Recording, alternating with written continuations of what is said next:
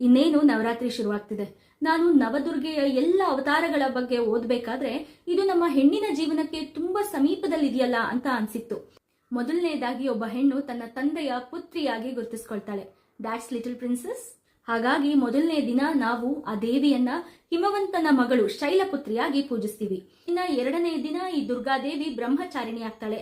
ತನ್ನ ಎಲ್ಲ ಶಸ್ತ್ರಗಳನ್ನ ಹಾಗೆ ವಾಹನವನ್ನ ತ್ಯಜಿಸಿ ಶಿವನಿಗೋಸ್ಕರ ತಪಸ್ಸಿಗೆ ಕೂರ್ತಾಳೆ. ಇದು ನಾವು ವಿದ್ಯೆ ಕಲಿಯುವಂತಹ ಸಮಯದಲ್ಲಿ ಎಲ್ಲ ಸೌಲಭ್ಯದಿಂದ ದೂರ ಇರಬೇಕು ಅನ್ನೋದನ್ನ ತೋರಿಸ್ಕೊಡತ್ತೆ.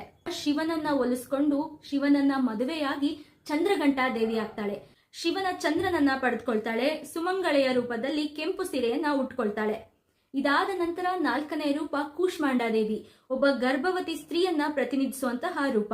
ನಂತರ ಈ ಸ್ತ್ರೀ ತಾಯಿ ರೂಪವನ್ನ ಪಡೆದುಕೊಳ್ತಾಳೆ. ಅದೇ ಸ್ಕಂದ ಮಾತೆ, ಸ್ಕಂದನ ತಾಯಿ ಅಂತ ಕರೆಸ್ಕೊಳ್ತಾಳೆ. ಈ ರೂಪ ತಾಯಿ ಆದ ನಂತರ ಒಬ್ಬ ಮಹಿಳೆಯ ಇಂಟರ್ನಲ್ ಎಮೋಷನ್ಸ್, ಆಂತರಿಕ ಬದಲಾವಣೆಗಳು ಹಾಗೆ ಸಮಾಜಮುಖಿ ಕಷ್ಟಗಳನ್ನ ಪ್ರತಿನಿಧಿಸುತ್ತೆ.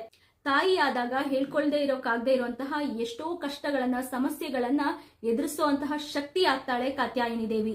ಈ ಎಲ್ಲ ನೆಗೆಟಿವ್ಸ್ ಜೊತೆ ಹೋರಾಡಿ ಒಬ್ಬ ದೃಢ ಮಹಿಳೆಯಾಗಿ, ಸ್ಟೇಬಲ್ ಪರ್ಸನ್ ಆಗಿ ಹೊರಹೊಮ್ಮುವಂತಹ ರೂಪಾನೇ ಮಹಾಕಾಳಿ.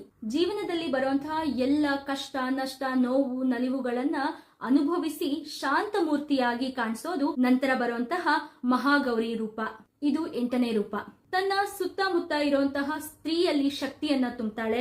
ಸ್ವತಃ ಪವರ್ಫುಲ್ ಆಗ್ತಾಳೆ, ಬಲಿಷ್ಠಲಾಗ್ತಾಳೆ, ಎಲ್ಲರಿಗೂ ಸ್ಪಂದಿಸುವಂತಹ ಸಿದ್ಧಿ ದಾತ್ರಿ ಆಗ್ತಾಳೆ. ಈ ಎಲ್ಲಾ ಫೇಸಸ್ ನ ದಾಟಿ ಬಂದಂತಹ ಮಹಿಳೆಯರಿಗೆ ಇದನ್ನ ಶೇರ್ ಮಾಡಿ ಅವರ ಸ್ಟ್ರೆಂತ್ ನ ಇನ್ನೂ ಜಾಸ್ತಿ ಮಾಡಿ. ನವರಾತ್ರಿಯ ಶುಭಾಶಯಗಳು. ಹರ ಹರ ಮಹಾದೇವ.